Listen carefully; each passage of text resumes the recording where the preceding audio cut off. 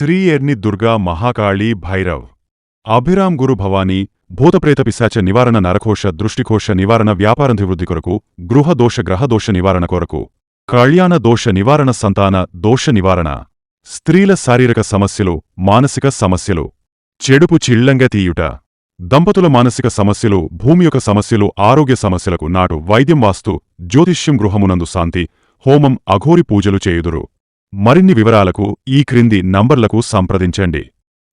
నమస్తే, welcome to వార్తా కిరణం. నేను కృష్ణకుమార్. న్యూస్లో ముందుగా హెడ్లైన్స్ చూద్దాం.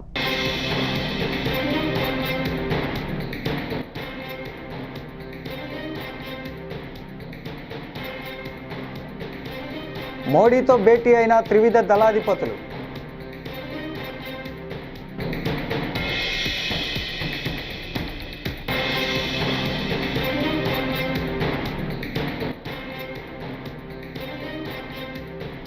వైఎస్ఆర్సీపీ కేంద్ర కార్యాలయంలో అమర్ జవాన్ మురళీ నాయక్కి ఘన నివాళి.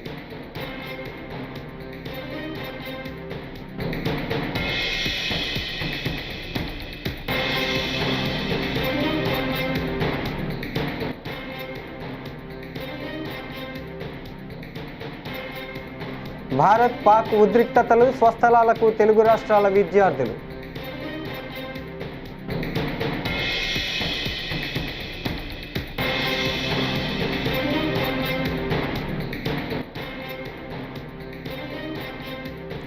ఎన్ని అక్రమ కేసులు పెట్టినా న్యాయ పోరాటం చేస్తాం. మాజీ మంత్రి అంబటి రాంబాబు సీరియస్.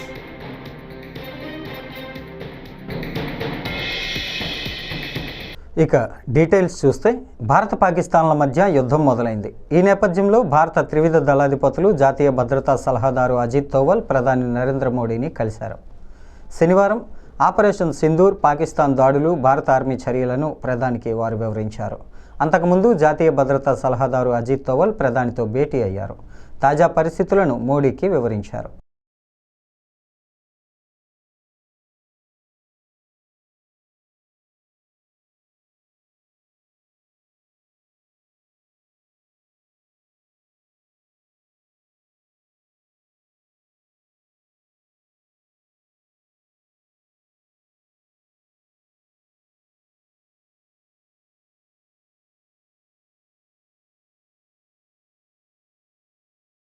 భారత్ పాకిస్తాన్ మధ్య ఉద్రిక్తతలు తీవ్రతరమవుతూ ఉండడంతో సరిహద్దుల్లోని తెలుగు రాష్ట్రాల విద్యార్థులు ఆందోళన చెందుతూ ఉన్నారు.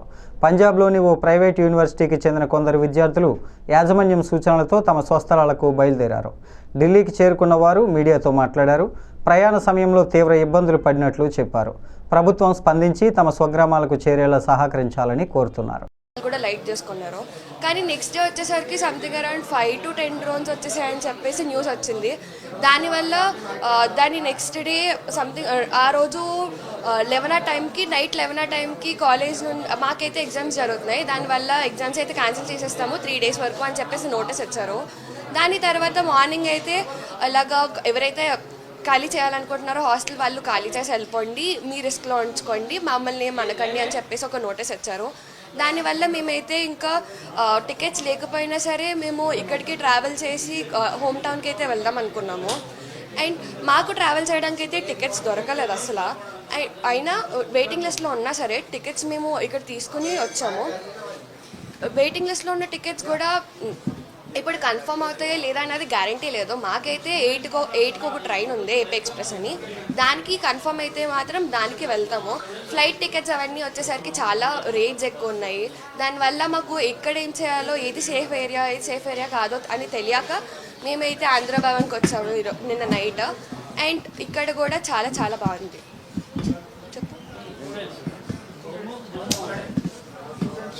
దాన్ని బట్టి అంటే మా కాలేజ్ సమీపంలోనే చాలా మిసైల్స్ కానీ డ్రోన్స్ కానీ కనిపించాయని చెప్పారు మా ఫ్రెండ్స్ కానీ లేదా తెలిసిన వాళ్ళు కానీ.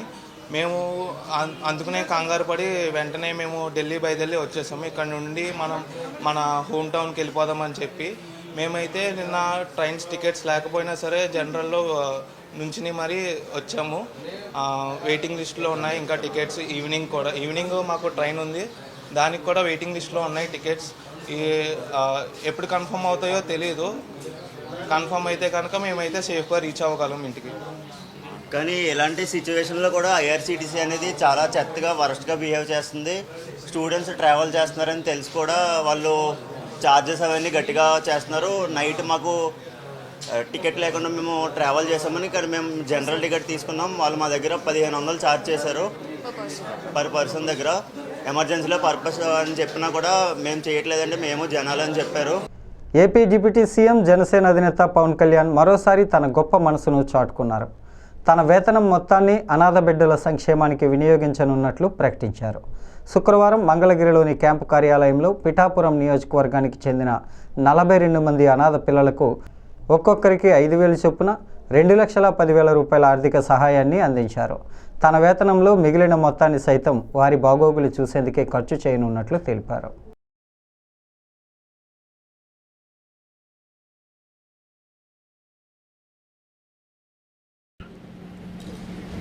మీరందరూ నన్ను ఎంతో నమ్మకంతో గెలిపించారు.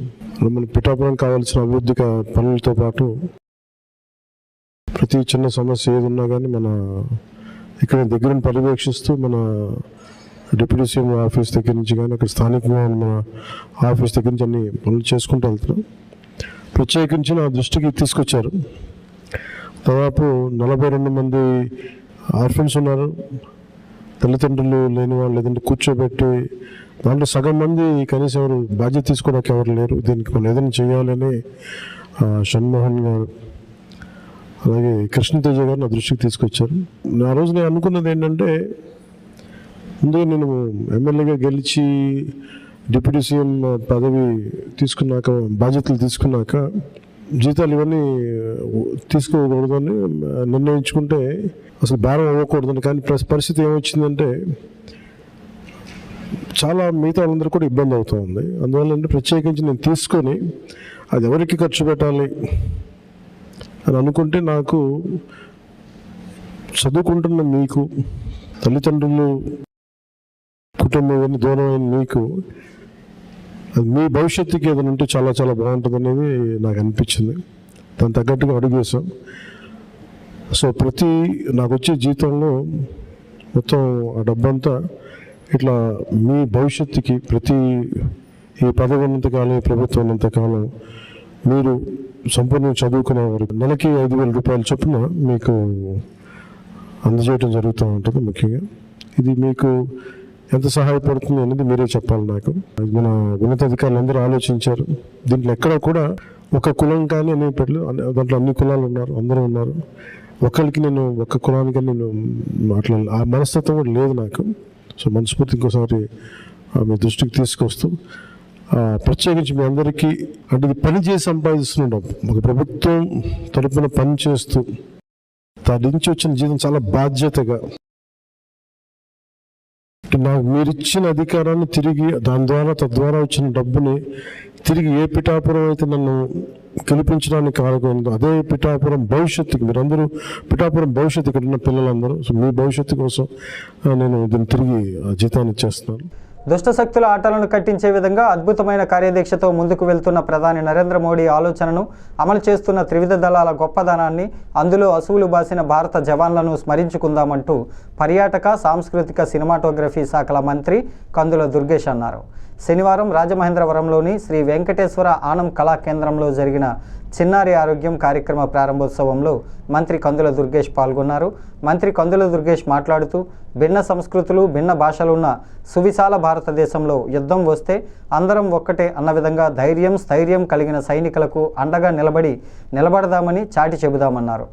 పాకిస్తాన్ ఉగ్రమూకల దాడిలో వీరమరణం పొందిన సైనికుల ఆత్మకు శాంతి కలగాలని 2 నిమిషాల పాటు మౌనం పాటించారు.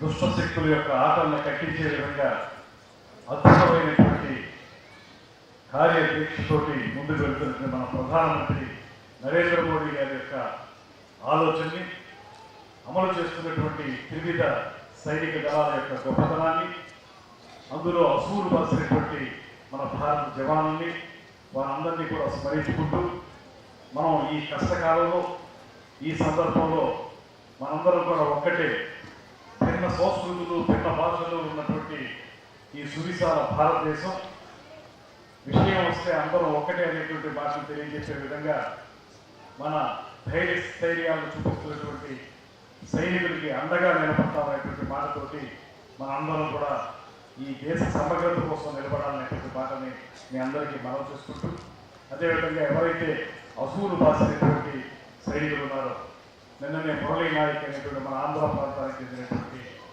వ్యక్తి కూడా చనిపోవడం జరిగింది. వారందరికీ కూడా పహల్గాంలో జరిగినటువంటి ఆ దాడిలో చనిపోయినటువంటి సైనికులకు కూడా వారందరికీ కూడా వారి త్యాగనిరతని తలుచుకుంటూ వారి ఆత్మకు శాంతి కలగాలని. వైఎస్ఆర్ కాంగ్రెస్ పార్టీ నాయకులు కార్యకర్తలపై కూటమి ప్రభుత్వం ఎన్ని అక్రమ కేసులు పెట్టినా న్యాయస్థానాల ద్వారా పోరాటం చేస్తామంటూ గుంటూరు జిల్లా వైఎస్ఆర్సీపీ అధ్యక్షుడు మాజీ మంత్రి అంబటి రాంబాబు పేర్కొన్నారు. గుంటూరు సిఐడి ఆఫీస్ వద్ద ఆయన మీడియాతో మాట్లాడారు. YSR Congress party state coordinator Sajjala రామకృష్ణారెడ్డిపై అక్రమ కేసులు నమోదు చేసి సిఐడి ఆఫీసుకి పిలిచారు. ఒక పక్క ఇండియా పాకిస్తాన్కి మధ్య యుద్ధం జరుగుతూ ఉంటే కూటమి ప్రభుత్వం మాత్రం వైఎస్ఆర్ కాంగ్రెస్ పార్టీపై కక్షా సాధింపు చర్యలకు పాల్పడుతోందని అన్నారు. తరుణంలో మరి ఈ కక్ష సాధింపులకు మాత్రం అంతం లేని విధంగా ఏముంటుంది నాకు అర్థం కాలే. ఈ తెలుగుదేశం పార్టీ ఆఫీసు మీద జరిగినటువంటి దాడి కేసుని వైఎస్ఆర్ కాంగ్రెస్ పార్టీ అధికారంలో ఉన్నప్పుడే కేసు రిజిస్టర్ చేయడం జరిగింది. కానీ దానిలో ఏదో చేసేస్తున్నాము అనేటువంటి ఉద్దేశంతో కేవలం చంద్రబాబు నాయుడు గారిని, లోకేష్ని సంతృప్తిపరచడం కోసం సజ్జల రామకృష్ణారెడ్డి గారిని కూడా సిఐడి ఆఫీసుకు పిలిపించి విచారణ చేశాము అనేటువంటి మెహర్బానీ కోసం ఇలాంటి కార్యక్రమాలు జరుగుతూ ఉన్నాయి. ఇది చాలా దురదృష్టకరమని మనవి చేస్తున్నాం. తెలుగుదేశం పార్టీ అధికారంలోకి వచ్చిన దగ్గర నుంచి అభివృద్ధి లేదు, సంక్షేమం లేదు. మాటల్లో మాత్రం కోటలు దాటేటటువంటి అభివృద్ధి, అమరావతి గురించి అభివృద్ధి, పోలవరం గురించి అభివృద్ధి మాటల్లో మాత్రమే కనిపిస్తున్నది. కక్ష సాధింపులు బహుశా భారతదేశానికి స్వాతంత్రం వచ్చిన తరువాత ఇంత పెద్ద ఎత్తున ఏ రాష్ట్రంలోనూ జరగనటువంటి అరెస్టులు, కేసులు పెట్టి నిర్బంధించేటటువంటి కార్యక్రమం చేస్తున్నారు. నిన్న చాలా ఆశ్చర్యకరమైన అంశం ఏంటంటే, ధనుంజయ రెడ్డి గారని సాక్షి ఎడిటర్ ఉన్నారు. ఆయన కేఎన్ఆర్, మా పార్టీలో జగన్మోహన్ రెడ్డి గారికి సన్నిహితంగా ఉండే సెక్రటరీ, మనోహర్ అనేటువంటి మా దగ్గర పనిచేసేటటువంటి జగన్మోహన్ రెడ్డి గారి ఆఫీసులో పనిచేసినటువంటి వ్యక్తి, వీళ్ళింటికి వెళ్ళి సోదాలు చేశారు. దేనికో తెలుసా? ధనుంజయ రెడ్డి గారు, కృష్ణమోహన్ రెడ్డి గారు అక్కడ దాక్కున్నారేమోనని. ఏం నాకు అర్థం కాల, పిచ్చెక్కిందే పోలీసులకు. నాకు ఏదో ఒక విధంగా అల్లరి చెయ్యాలి, ఏదో ఒక విధంగా అపాస్పాలు చెయ్యాలనేటువంటి కుట్రలో భాగంగా పోలీసులను ఆడిస్తున్నారు, పోలీసులు ఆడుతున్నారు. చిన్నపిల్లల ఆటలాగా ఆడుతున్నారు పోలీసులు. మాట్లాడితే ఎంక్వైరీకి పిలవటం, కేసులు ఎవరన్నా అరెస్ట్ చేయగానే అరెస్టుకు బెయిల్ రాకుండా ఉండేందుకు పోలీస్ కస్టడీకి పిటిషన్ పెట్టడం, ఆ పోలీస్ కస్టడీ కోసం 2 రోజులు 3 రోజులు తీసుకోవటం, ఏమీ లేకుండా పిచ్చి ప్రశ్న అడగటం, పంపించడం, ఇదంతా ప్లేయింగ్.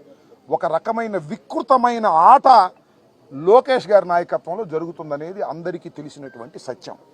ఇవాళ నిజంగానే మాకు ఇంత బాధలు కూడా, ఇంతమందిని అరెస్ట్ చేస్తున్నా కూడా మాకు ఒక రకమైనటువంటి ధైర్యం వస్తుంది. సమీకరిస్తున్నారు మమ్మల్ని పోలీసు యంత్రాంగము, చంద్రబాబు నాయుడు గారు, లోకేష్ గారు, మా పార్టీలో ఉన్నటువంటి వ్యక్తులందరినీ సమీకరించేటటువంటి నిద్రపోయే వాళ్ళని కూడా లెగ్గొడుతున్నారు. ఇవాళ గుంటూరుకి మా సజ్జల రామకృష్ణారెడ్డి గారు వస్తుంటే వేలాది మంది తరలి రావాల్సిన పరిస్థితి ఏర్పడింది. అంటే ఏంటి? నిద్రపోతున్న వాళ్ళు కూడా లెగ్గొట్టి, అయ్యా సజ్జల రామకృష్ణారెడ్డి గారిని అనవసరంగా తీసుకొస్తున్నారు పోలీస్ స్టేషన్ సిఐడి ఆఫీస్కి. మడకశిర పట్టణంలో భారత సైన్యం తలపెట్టిన ఆపరేషన్ సింధూర్కు మద్దతుగా ఎమ్మెల్యే రాజు, మాజీ ఎమ్మెల్సీ గుండమల తిప్పేస్వామి సంఘీభావంగా ర్యాలీని నిర్వహించారు. పాకిస్తాన్ సైనికులతో వీరోచితంగా పోరాడి అమరులైన వీరమరణం పొందిన సత్యసాయి జిల్లా గోరెంట్ల మండలం గడ్డం తండ గ్రామ పంచాయతీ కల్లితండ గ్రామానికి చెందిన ఇండియన్ ఆర్మీ జవాన్ ఎం మురళీ నాయక్కు అశ్రునయనాలతో శ్రద్ధాంజలి ఘటించారు. భారత సైన్యాన్ని, భారతదేశాన్ని రెచ్చగొట్టడం జరిగింది. ఉగ్రవాదాన్ని అణిచివేసే దిశగా భారత ప్రభుత్వం యుద్ధ నిర్ణయాన్ని, ఆపరేషన్ సింధూర్ని భారతదేశంలో ఉన్న ప్రతి ఒక్కరూ ముక్త కంఠంతో స్వాగతిస్తూ ఈరోజు భారత త్రివిధ దళాలకు సంఘీభావంగా మడకశిర నియోజకవర్గంలో సంఘీభావాన్ని ఏర్పాటు చేయడం జరిగింది. దేశం కోసం జరుగుతున్నటువంటి యుద్ధంలో మా ప్రాంతానికి సంబంధించిన, మా పక్క నియోజకవర్గానికి సంబంధించిన భారత సైనికుడు మురళీ నాయక్ వీరోచితంగా పోరాడి వీర మరణం పొందినందుకు, అతను పుట్టిన గడ్డ మీద పుట్టినందుకు మేము కూడా గర్వపడతామని సందర్భంగా ఆ కుటుంబానికి అన్ని విధాలుగా అండగా ఉంటాం. రాష్ట్ర ప్రభుత్వం, కేంద్ర ప్రభుత్వం అండగా ఉంటామని చెప్పేసి గౌరవ ముఖ్యమంత్రి చంద్రబాబు నాయుడు గారు, గవర్నర్ గారు ఇప్పటికే చెప్పడం జరిగింది. ఆ కుటుంబానికి అందరూ అండగా ఉంటామని సందర్భంగా తెలియజేస్తూ భారత ఆర్మీకి, భారత ఎయిర్ ఫోర్స్కి, భారత నావీకి ఈ సందర్భంగా సెల్యూట్ చేస్తూ వారు ఈ దేశం కోసం చేస్తున్న పోరాటానికి, ఈ దేశంలో ప్రజలు ప్రశాంతంగా ఉండడానికి ప్రాణాలు సైతం తెగించి పోరాడుతున్న ప్రతి ఒక్క సైనికుడికి పాదాభివందనం చేస్తూ భారత రక్షణ నిధికి ఎమ్మెల్యేగా ఈ నెల జీతాన్ని విరాళంగా ఇస్తున్నారని సందర్భంగా ప్రకటిస్తూ దేశం కోసం జరిగేటువంటి ఇటువంటి పరిణామాల్లో, ఇటువంటి పరిస్థితుల్లో ప్రతి ఒక్కరు కులాలు, మతాలు, ప్రాంతాలకు అతీతంగా భారత ప్రభుత్వానికి, భారత రక్షణ దళానికి అండగా ఉండాలని చెప్పి సందర్భంగా తెలియజేస్తూ అమర హై మురళీ నాయక్, అమర హై Murali Nayak, salute Indian army, salute Indian army, salute Indian air force, salute Indian air force, salute Indian navy. నేను పార్లమెంట్ సభ్యుడిగా ఎంతో పోరాటం చేసి త్రికరణ శుద్ధితో మోరంపూడి ఫ్లైఓవర్ నిర్మాణం పూర్తి చేయిస్తే అప్రోచ్ రోడ్లు, బ్రిడ్జిపై లైట్లు వేయించాలన్న కనీస జ్ఞానం కూటమి ప్రభుత్వానికి లేకపోవడం దారుణమని మాజీ ఎంపీ వైఎస్ఆర్ కాంగ్రెస్ పార్టీ రాష్ట్ర అధికార ప్రతినిధి మార్గాని భరత్ రామ్ విమర్శించారు. గోదావరి జిల్లాలకు ప్రధాన జాతీయ రహదారి, అందున కీలకమైన జంక్షన్గా ఉన్న మోరంపూడి జంక్షన్లో వేలాది యాక్సిడెంట్లు జరగటం, వందల మంది ప్రాణాలు కోల్పోవటం అందరికీ తెలిసిందేనని, అందుకే పట్టుబట్టి ఇక్కడ ఫ్లైఓవర్ నిర్మాణం చేయించామని అన్నారు. శనివారం మోరంపూడి ఫ్లైఓవర్ దగ్గర వైసీపీ శ్రేణులతో కలిసి భరత్ నిరసన కార్యక్రమాన్ని నిర్వహించి అక్కడ గోతులను మట్టితో పూడ్చారు. ఆయన మాట్లాడుతూ తాము కట్టించిన ఫ్లైఓవర్కి కూటమి ప్రభుత్వం రిబ్బన్ కటింగ్ చేయడం మినహా ఎలాంటి సౌకర్యాలు కల్పించలేదని వాపోయారు. అసలు కూటమి ప్రభుత్వం ఎందుకుందని, గోదావరిలో ఇసుక దోచుకోవడానికి, రాజమండ్రి నగరంలో భూములు దోచుకోవడానికి, ఎమ్మెల్యే ఆయన అనుచరులు లిక్కర్ మాఫియాతో దోపిడీ చేయడానికి, పేకాట క్లబ్బులుగా చేయడానికి, గ్యాంబ్లింగ్ ఆడించడానికి స్పా సెంటర్లు ఎమ్మెల్యే మనుషులే పెట్టుకొని రాజమండ్రిని భ్రష్టు పట్టిస్తున్నారని విమర్శించారు.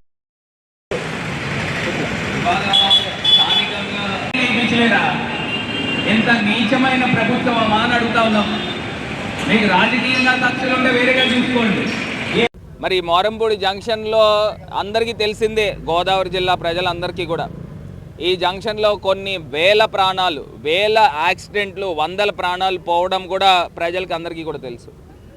మరి ఇక్కడ ఫ్లైఓవర్ యొక్క ఆవశ్యకత గురించి, మరి దాని గురించి ఎట్లా పోరాటం చేసి మా హయాంలో దీన్ని కట్టించామనేది కూడా ప్రజలకు తెలుసు.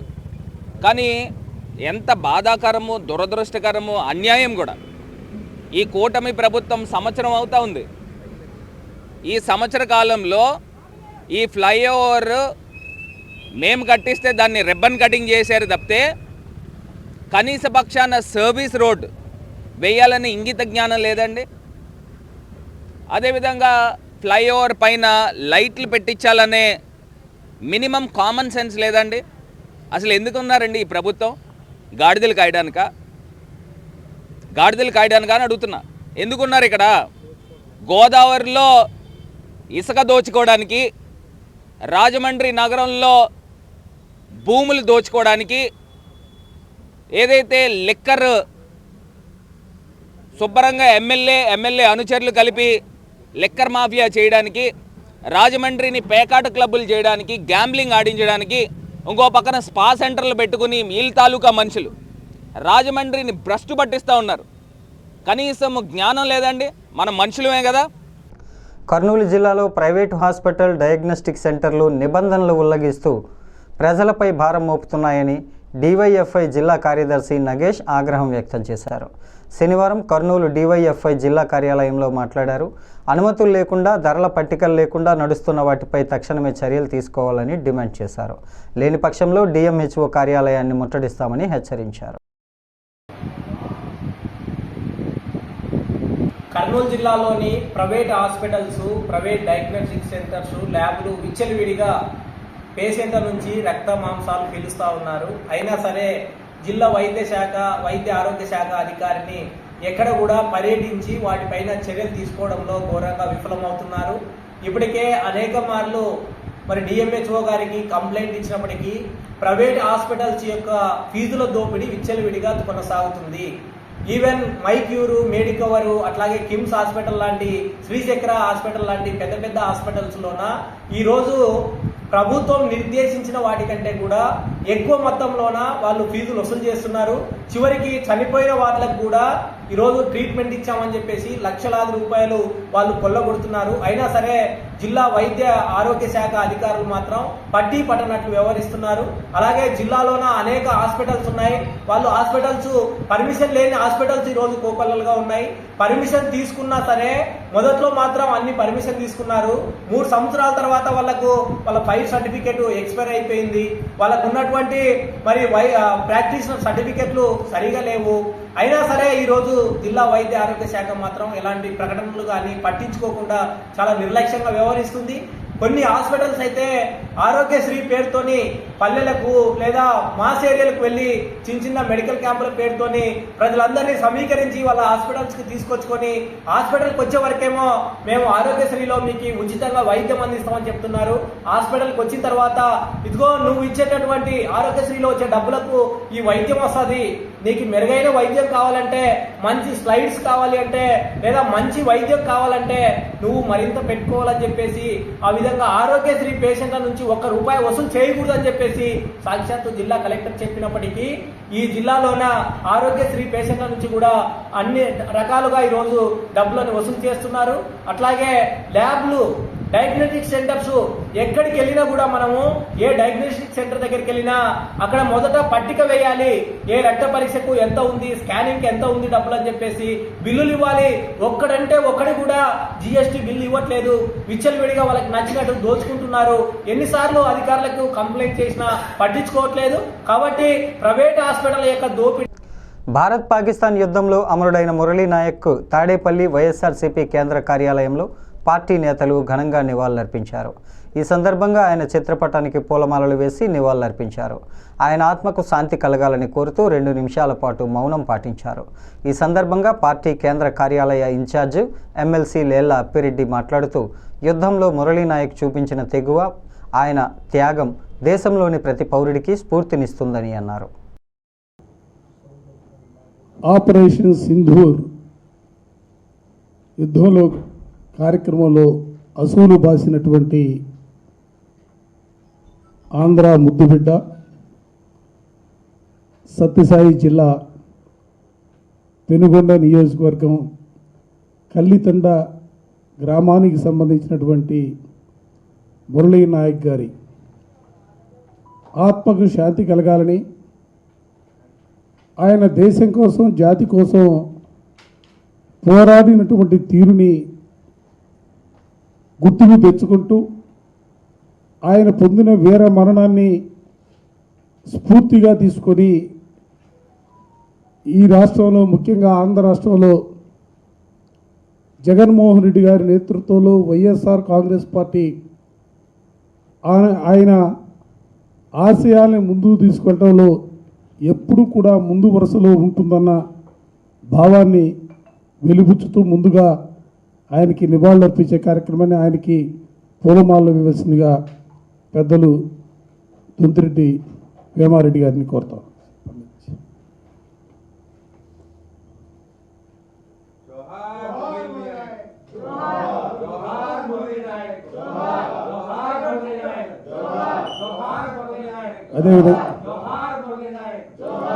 అదేవిధంగా మరో దండని ఎస్సీసీఎల్ వర్కింగ్ ప్రెసిడెంట్ కనకారావు మాదిక్ గారిని, గ్రీవెన్సెల్ అధ్యక్షులు మూర్తి గారిని, అదేవిధంగా వేణు గారిని అందరిని కూడా ఇన్వైట్ చేయవలసింది కోరుతాం. ఈ వార్తలు ఇంతటితో సమాప్తం. నమస్కారం.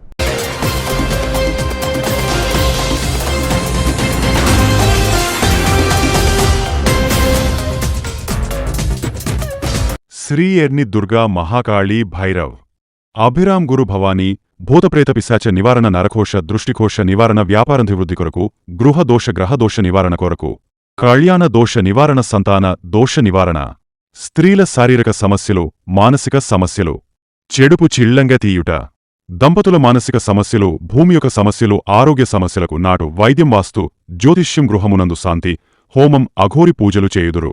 మరిన్ని వివరాలకు ఈ క్రింది నంబర్లకు సంప్రదించండి.